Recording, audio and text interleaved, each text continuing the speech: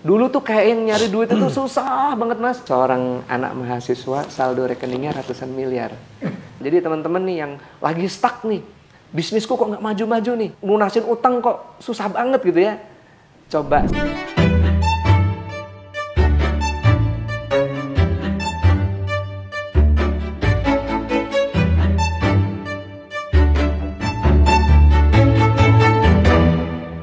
Garasi mobilnya mas? Iya. Bro, ninggalin bro. Lu pakai apa lu? Pakai Grab. Lu nggak cukup di sini bro. Masa gua mau di mesin bro. Pakai remote bro. Masya Allah bro. Ini showroom apa? Ini punya kakak saya sih, Mas Febrian. Oh.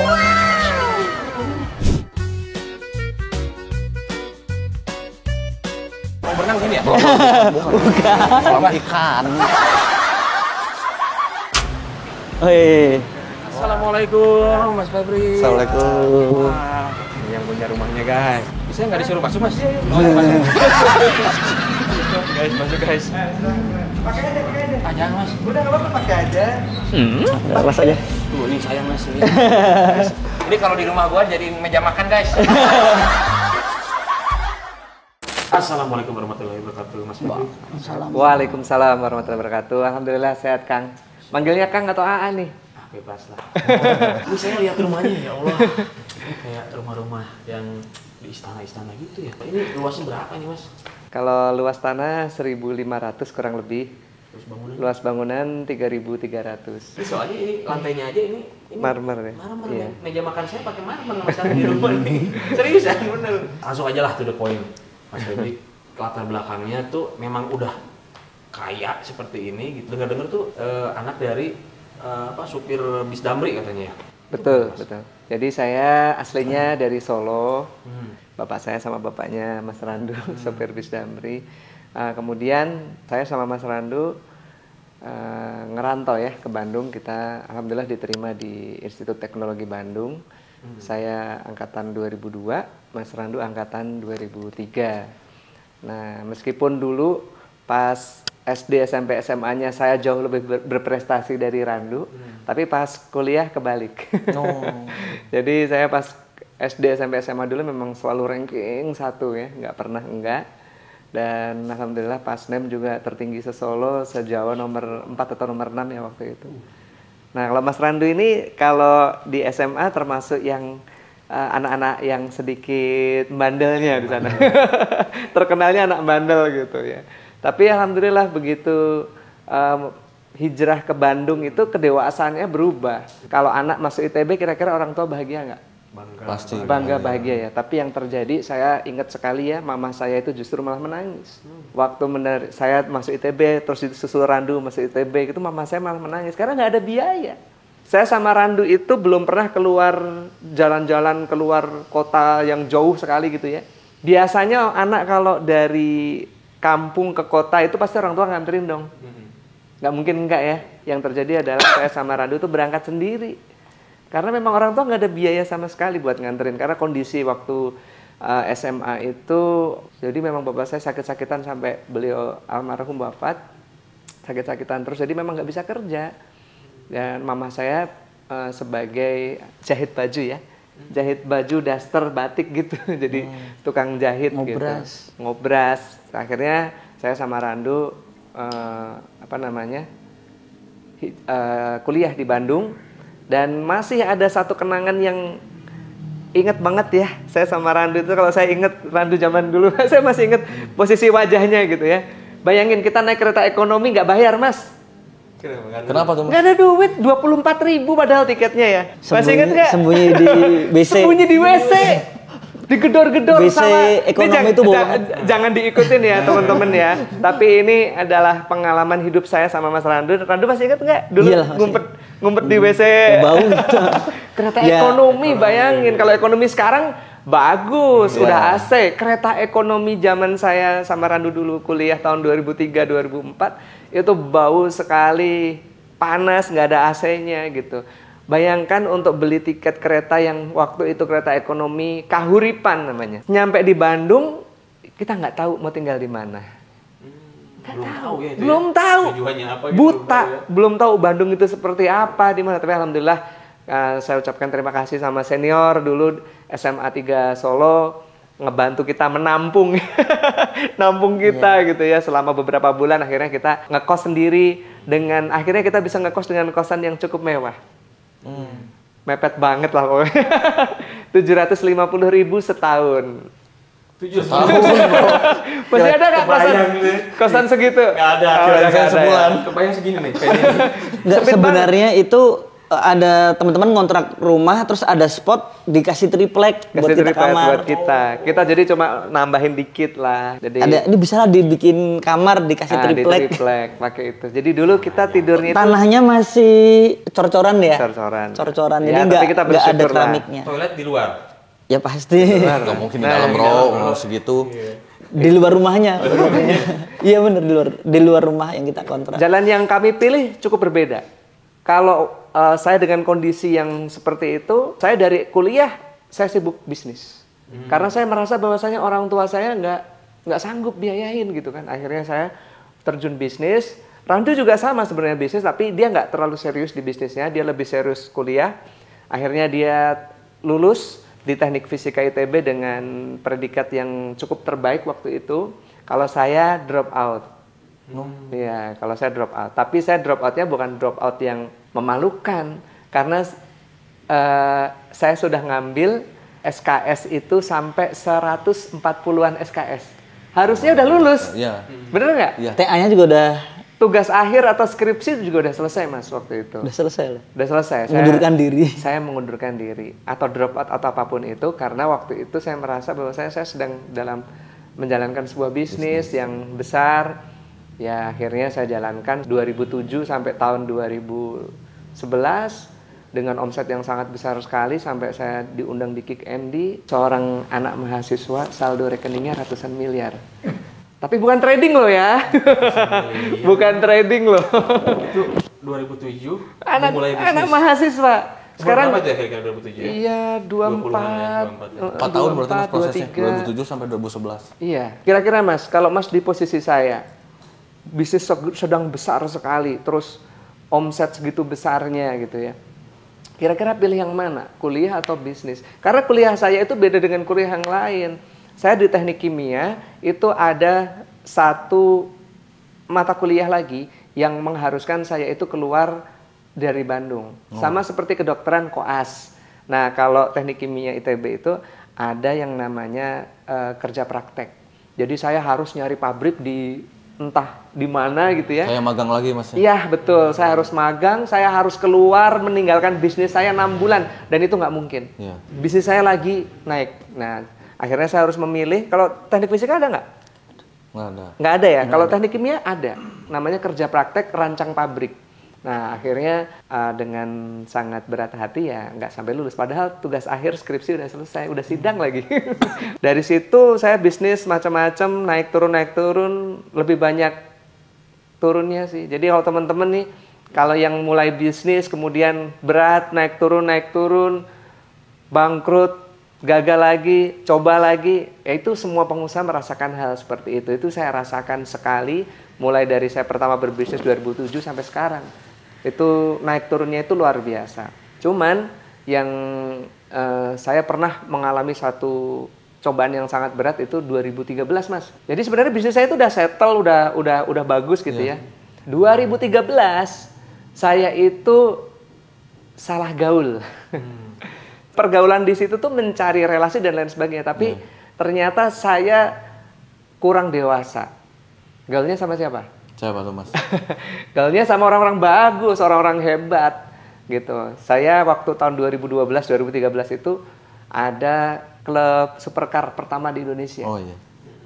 Pertama kali klub Lamborghini Ferrari yang ramai banget di Indonesia itu kan 2013-2012. Saya beli mobil waktu itu pertama kali Lamborghini Murcielago. Masih ada sekarang mas? Udah Oh, dijual. dijual. Waktu itu dibeli sama Pak Bamsud yang beli Lamborghini Murcielago saya. Berapa itu harganya mas?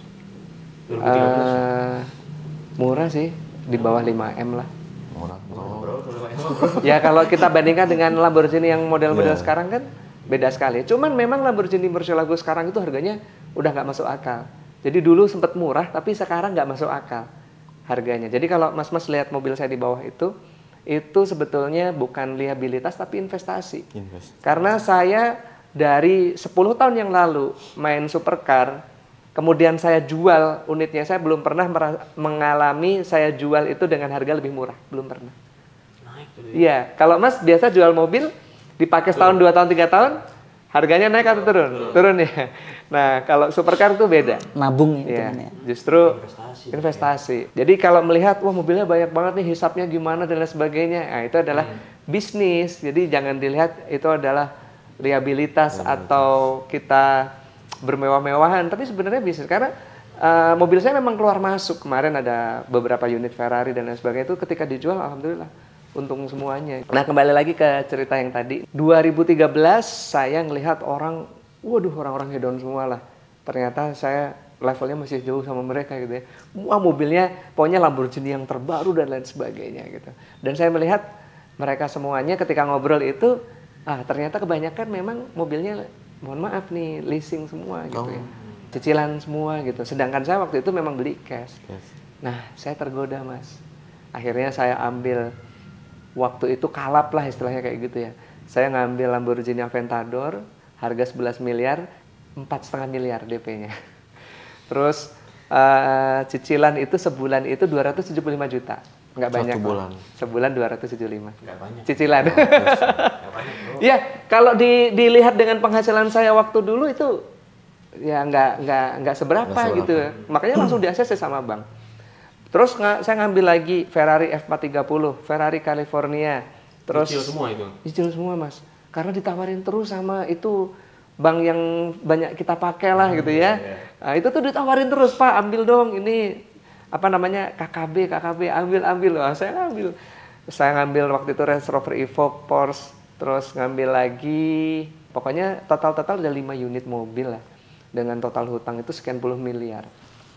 Dan Masya Allah, subhanallah, tidak perlu waktu lama, Mas. 3 bulan.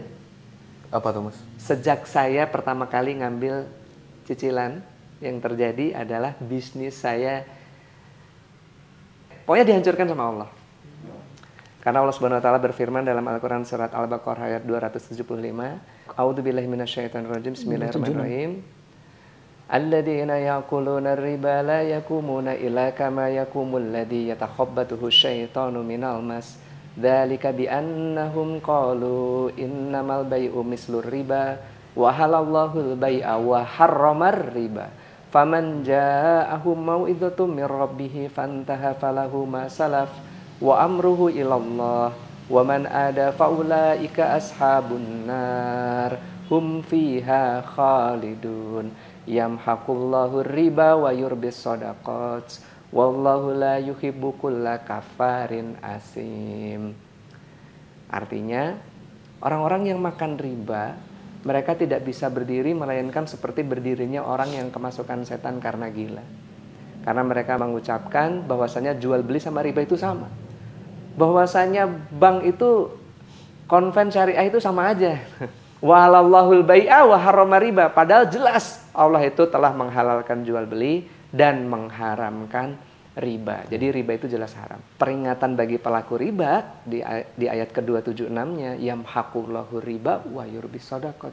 Allah akan memusnahkan riba. Wah, itu udah ancaman Allah itu. Al-Baqarah 276, yamhaqullahu riba. Orang yang makan riba pasti dihancurkan. Kalau enggak berarti istidraj. Kalau istidraj berarti dia nanti dipol-polin di dunia untuk memaksimalkan azabnya di neraka nanti. Kita kan nggak mau gitu kan. Nauzubillahi min dzalik. Nah, makanya kalau orang-orang seperti kita ini, orang yang disayang sama Allah ini, kalau kita berbuat salah, sama seperti seorang orang tua yang sayang sama anaknya. Kalau anaknya berbuat salah, ngebut-ngebutan di jalan, nggak pakai helm. Wah, itu kalau anak saya ambil, saya gamparin pantatnya gitu kan. Apakah saya jahat sama anak saya? Enggak, karena saya sayang sama dia. Kalau dia kebut-kebutan di jalan, nggak pakai helm, ya celaka nanti dia. Teman-teman nih yang ngambil riba, kemudian kok bisnisnya malah melempem. Nah, itu Allah sayang sama teman-teman. Allah akan memusnahkan harta riba gitu. Jadi saya doakan teman-teman yang memulai usahanya bisa tanpa riba, insya Allah. Karena ketika teman-teman mulai usaha dengan riba, bukan untung yang didapat, tapi buntung. Itu yang saya alamin. Saya dulu merasa bahwasanya bisnis saya ini kalau saya ngambil ruko, saya ambil ruko sampai 24 unit. Di Surapati Kor itu. Semuanya riba. Ngambil mobil, pokoknya hutang saya itu puluhan miliar lah waktu itu. Dengan cicilan per bulan itu lebih dari 2 miliar. Allah mengingatkan saya dengan seketika. Bisnis hancur semuanya. Pendapatan yang tadinya miliaran per bulan jadi 0. Jadi yang tadinya kita dimuliakan menjadi dihinakan. Buka pintu langsung. Orang-orang di depan rumah pakai jaket hitam. Jaket kulit ya, jaket kulit itu. Itu sehari bisa 4-5 bang. 4-5 bang. Iya. Saya drop itu 2013 sampai 2017, Mas. Ya, kita akhirnya alhamdulillah 2017 saya dikenalkan sama sahabat saya namanya Pak Haji Suroto. Beliau ngajak saya sama Mas Randu itikaf. Termasuk nanti malam kita Dery itikaf. Sulaiman. Sama Bang Dery Sulaiman juga. Nah, dari 2017 ke 2019 lah itu mulai ada perbaikan-perbaikan ekonomi dan hutang lunas semuanya alhamdulillah. Kita sedekah yatim dan lain sebagainya. Cuman yang jadi perbedaan sekali ya ditolong Allah sama sebelumnya itu adalah di tahun 2020. Kondisi pandemi. Saya dulu jualan eco racing, Mas. Pernah dengar? Ya. Ya, 2017 sampai 2019 saya itu jualan eco racing. Makanya saya bilang tadi kan 2017 saya diajak itikaf, disitulah muncullah eco racing. Mulailah ada perbaikan gitulah. Mulai penghasilan, lunas hutang dan lain sebagainya seperti itu. Cuman 2020 apa yang terjadi? Pandemi. Ya. Orang nggak bisa bepergian. Lockdown, PSBB. Kira-kira orang pakai mobil motor nggak? Enggak. Kira-kira laku nggak kalau jualan aditif bahan bakar? Nggak laku. Nah makanya 2020 itu kita langsung terjun bebas. Mungkin sama seperti bisnis-bisnis yang lain juga 2020 terjun bebas semuanya. Tapi 2020 itu anak saya masuk pondok. Kelas 1 SMP masuk pondok. Niatnya mau jadi hafiz Quran. Nah di situ saya terharu banget lah ya. Saya sampai meneteskan air mata ngelihat di pondoknya di Jati Handap gitu. Wah, ini anak saya semangat banget mondok ini pengen jadi hafiz Quran gitu. Ini kayaknya kalau saya ngambil anak yatim kayaknya bagus nih ya. Saya jadi tergerak gitu. Nah bulan Juli 2020 itu saya langsung woro-woro, saya informasikan ke teman, saya informasikan di medsos saya juga, di Instagram saya, di Facebook saya informasikan. Saya mencari 1.000 anak yatim. 1.000. Punya duit nggak waktu itu? Enggak. Waktu itu nggak punya duit, bayangin.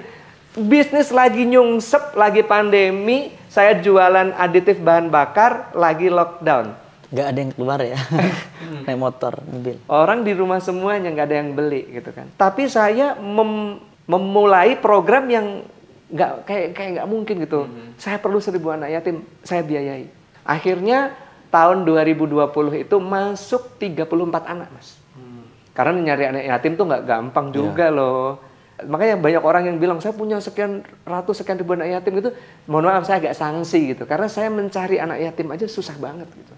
Yang mau kita biayai, yang mau kita pondokkan di Pondok Pesantren Madinatul Ulum di Jati Handap Bandung. Sama satu lagi pondok pesantren di Cisaranten di dekat rumahnya Mas ya, di Antapani. Guru Minda. Betul. Guru Minda. Sekarang di situ udah sekitar 50-an di situ. Iya. Yang tahun ini ya, itu dari seluruh Indonesia Mas, nggak cuma dari Bandung, ada yang dari Padang, ada yang dari Riau gitu ya. Kita tiket pesawat saya bayarin semuanya. Per anak itu biaya itu per bulan itu 1,5 sampai 2 juta per anak. Kalau 10 anak aja udah 20 juta. Belum tiket pesawatnya, kalau dia mudik lebaran itu kan harus kita bayarin gitu kan. Saya mondokinnya pun bukan di pondok pesantren yang biasa, tapi pondok pesantren yang cukup bagus gitu.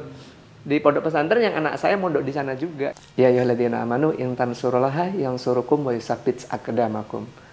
Al-Quran Surat Muhammad ayat 7. Barang siapa yang menolong Allah, menolong agama Allah, maka Allah akan menolongnya dan memberikan kedudukan di muka bumi. Itu saya rasakan dalam hitungan cuma beberapa bulan. Setelah itu, nah akhir tahun, pupuk saya meledak. Booming. Pupuk? Iya, saya jualan pupuk. Ini nggak ada produknya ya. Iya. Selain produk ini tuh kita jualan pupuk. Pupuk apa Mas? Pupuk semua jenis tanaman Mas. Padi, sayuran, kopi, dan yang lagi booming sekarang sawit. Nama pupuknya apa? Eco farming. Iya. Kalau kita ngomong pandemi, orang tetap makan. Meskipun dia tidak bepergian, artinya pertanian tetap jalan seperti biasa. Gitu. Dan alhamdulillah Allah menolong kita.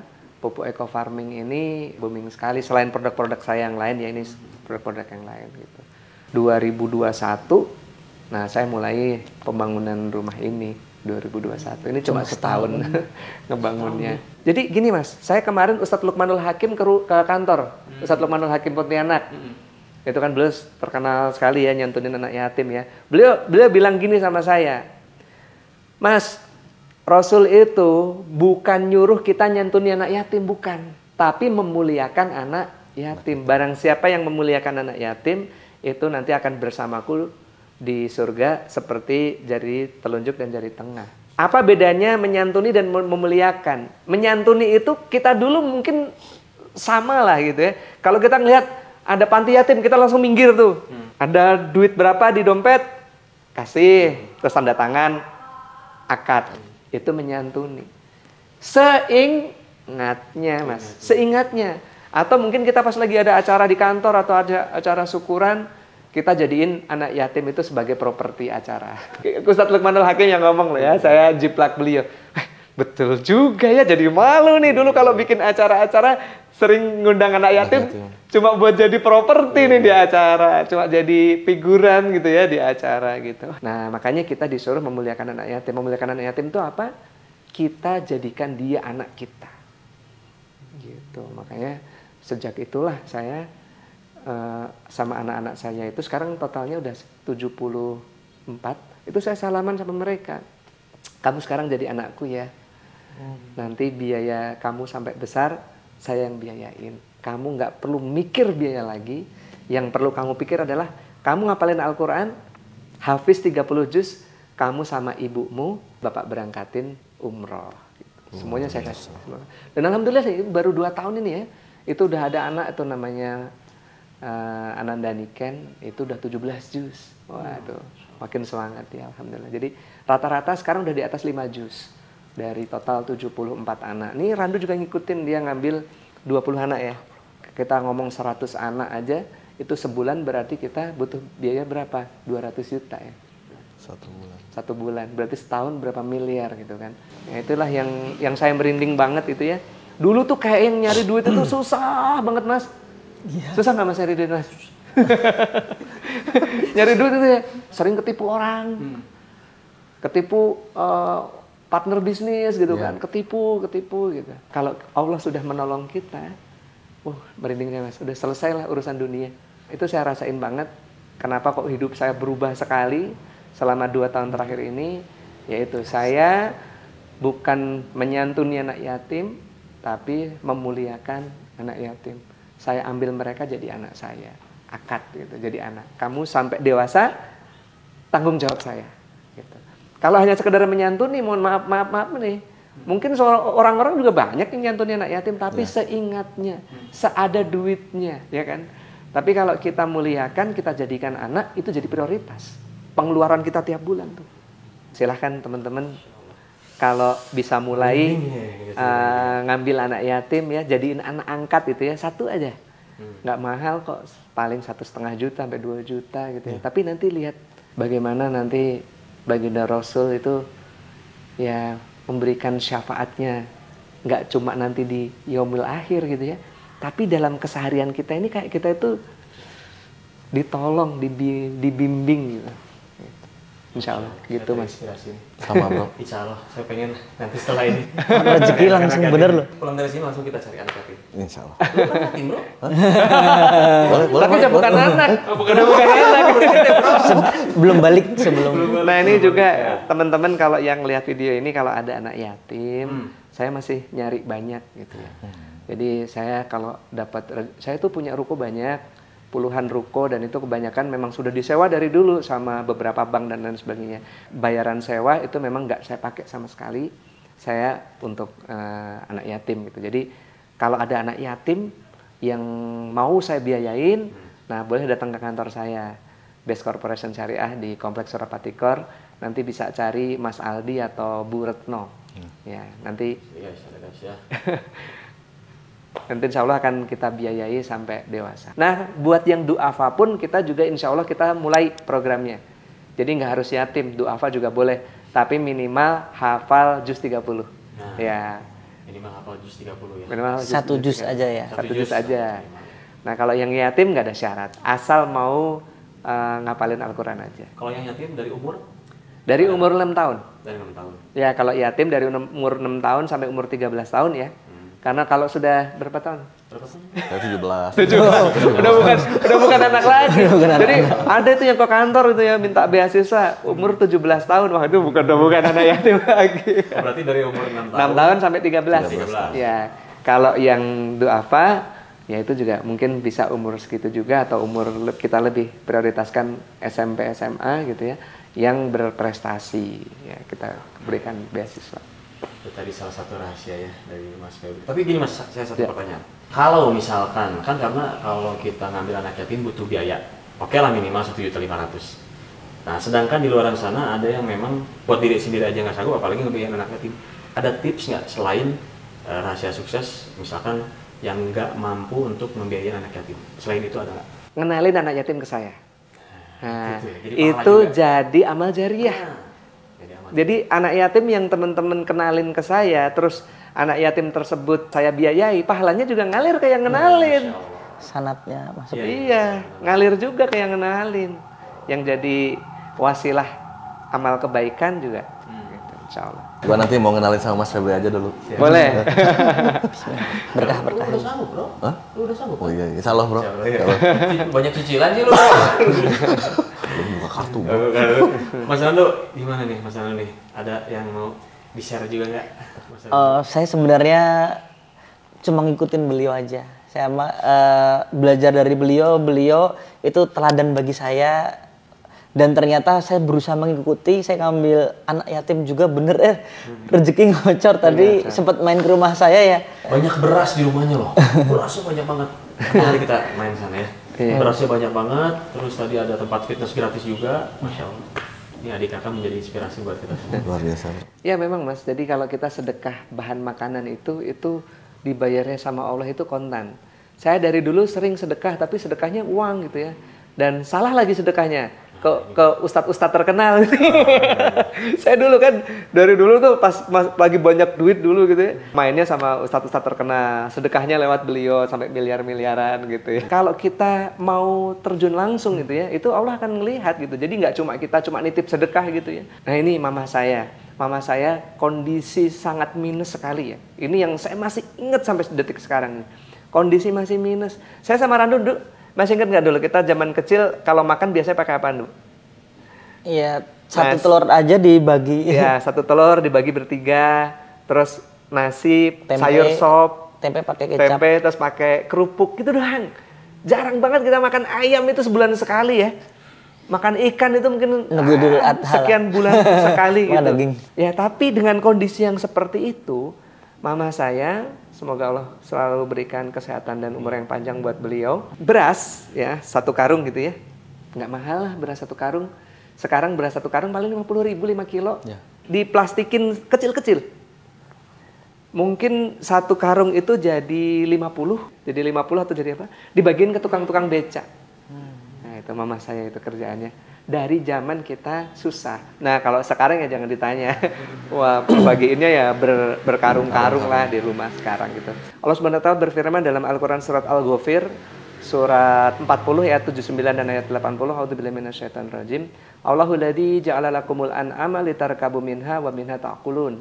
Walakum fiha manafi'u wa litablughu 'alaiha hajatan fi sudurikum wa 'alaiha walal fulki tuhmalun. Ini ada satu ilmu lagi, boleh nggak nih? Boleh. Nah, saya itu ngalamin banget perubahan ya, yang tadinya jualan susah, tahu-tahu orang malah rebutan gitu ya. Dulu kita nawarin produk itu orang, ini barang apa gitu, bahkan produk saya dibully di medsos dan lain sebagainya. Tapi sekarang datang ke kantor bawa truk, buat beli pupuk itu bawa truk gitu, rebutan.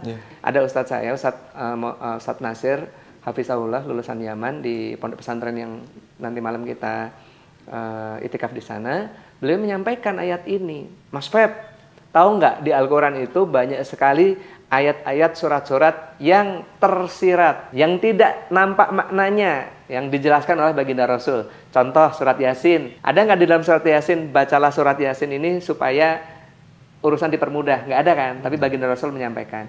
Surat Al-Mulk, ada nggak di dalam 30 ayat surat Al-Mulk itu disampaikan, bacalah 30 ayat ini supaya terhindar dari azab kubur? Nggak ada, tapi baginda Rasul menyampaikan. Tapi ada satu ayat Mas, yang ayat ini tersurat, yaitu tersampaikan langsung. Nah, kalau kita amalkan insya Allah dahsyat ini. Ya, apa Ustaz? Ini Al-Ghafir ayat 79 dan 80. Allahul ladzi ja'ala lakumul an'am. Allah yang menciptakan binatang ternak, litarkabu minha wa minha ta'kulun, untuk kalian kendarai dan kalian makan. Walakum fiha manafi'u wa litablugu 'alaiha hajatan fi sudurikum. Dan di dalam binatang ternak tersebut ada manfaat lain, yaitu untuk menyampaikan hajat yang tersimpan di dalam hati. Wah, gimana caranya binatang ternak kok menyampaikan hajat dalam hati? Kira-kira gimana Mas? Kata beliau caranya, satu, dibeli dulu. Beli binatang, domba ke, ayam ke. Udahnya gimana Tat? Disembelih. Udahnya dagingnya dibagi-bagikan. Kurban. Jadi kalau kita kurban cuma setahun sekali, salah. Karena kurban setahun sekali itu adalah belajar kurban. Tapi praktek kurban itu setiap saat, setiap waktu. Sebanyak-banyaknya, sesering-seringnya. Nanti malam saya juga pagi ini nyembelih 2 ekor. 2 ekor domba. Nah, ketika kita nyembelih, Mas Randu juga nyembelih, nanti malam kita bagiin tuh ke orang-orang sekitar pondok gitu. Saya mulai melakukan ini itu sekitar 2-3 tahun yang lalu. Rutin tiap hari Jumat, malam Jumat kita nyembelih domba, terus dagingnya kita bagi-bagiin ke orang miskin, anak yatim. Itu luar biasa sekali, dahsyat. Nyembelih binatang ini itu adalah satu kegiatan yang dicintai Allah, bukan dari zaman baginda Rasul, tapi dari zaman Nabi Adam. Nabi Adam mau nikahin anaknya ini, disuruh kurban anaknya. Nabi Ibrahim, kemudian Nabi Muhammad, itu kita disuruh untuk SAW, kita untuk nyembelih binatang ternak. Jadi teman-teman nih yang lagi stuck nih, bisnisku kok nggak maju-maju nih, terus mau lunasin utang kok susah banget gitu ya. Coba sisihin duit, beli ayam 10 ekor, 20 ekor, 50 ekor. Atau beli domba 1 ekor. Udahnya disembelih. Sambil melihat darah itu mengalir, hati mengucapkan hajat kepada Allah. Ya Allah, lunasilah hutang-hutangku. Ya Allah apa gitu ya, sembelih. Nyembelih sendiri ya? Nyembelih. Kalau bisa nyembelih sendiri. Itu insya Allah teman-teman semuanya, Allah akan menolong ngelunasin hutang semuanya. Nggak usah itu sedekah, nitip-nitip ke siapa, nggak usah nitip-nitip ke doa, lakukan sendiri. Ya, beli binatang, beli domba, beli ayam, sembelih, bagi-bagiin. Oh, itu luar biasa, saya rasakan sendiri. Ayam dulu bro. Ayam dulu. Boleh, nggak ada masalah. Karena lele juga nggak apa-apa. Nyembelihnya gimana lele? Nggak bisa. Iya. Ayam boleh tuh, karena nggak semua orang suka kambing ya. Kalau ayam insya Allah semua orang kemakan lah. Nah ini Mas, saya pengen tahu ini apa nih Mas? Kopi stamina pria dewasa. Kopi stamina. Ini dari ini usaha dari Mas juga. Betul. Namanya Econax dan Ecomax. Ini Masya Allah nih Mas, ini produk ini untuk kecantikan, untuk kulit. Jadi ini best seller banget ini. Mulai merasakan ada kerut-kerutan di wajah, terus pengen wajahnya lebih cerah ya. Karena dia kandungan kolagennya itu 5.300 mg. Cantik dari Ya, dalam berarti. betul. Nah ini LVN Kalsi, ini untuk susu kecerdasan anak. Ini untuk anak-anak kita yang pengen cepat ngapalin Al-Quran, ingatannya tajam, insya Allah. Menambah daya ingat Mas ya? Iya betul. Ini untuk pelangsing, namanya juga slim. Ini sudah kita ekspor nih ke Brunei, ke Malaysia. Ini laku banget kemarin pas pandemi. Ya, mereka sampai kontainer-kontaineran. Soalnya yang positif minum ini 3 hari tiba-tiba di apa tuh namanya? Antigen. Di antigen negatif. Iya. Cuma 2 hari 3 hari lah. Yang positif 3 hari. Pro ini Mas. Iya. Hubs Pro, Bimax. Kayak Covico ini bagus untuk yang kolesterol. Dan sebenarnya produk saya masih banyak banget. Ada ratusan produk yang lain, cuman nggak muat. Kita jualan kosmetik juga. Kosmetiknya nggak kita keluarin ya, karena banyak banget. Ada Skincare. Skincare, LVN, Lavanaya Secret sekarang mereknya.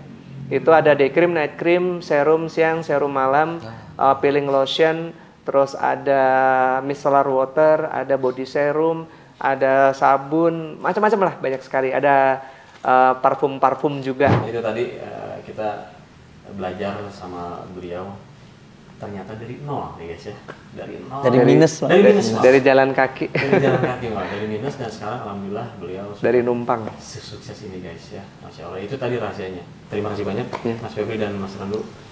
Kita udah diizinin silaturahmi ke sini, mudah-mudahan silaturahmi ini menjadi panjang terus ya. Amin, amin, amin. Juga, Jangan lupa ya, yang punya kenalan anak yatim yang mau disekolahkan sama saya, boleh nanti hubungin sama Mas saya sama Mas Vicky ya. Siap. boleh, Nah, boleh ya. Sahabat nanti bisa semuanya. dikenalin sama kita. Ya nanti tiket pesawatnya pun kita tanggung, Oh, kita biayain. Buat kalian langsung aja follow Instagramnya Mas Febri di sini di bawah ini, dan juga Mas Randu. Terima kasih. Assalamualaikum warahmatullahi wabarakatuh. Waalaikumsalam warahmatullahi wabarakatuh.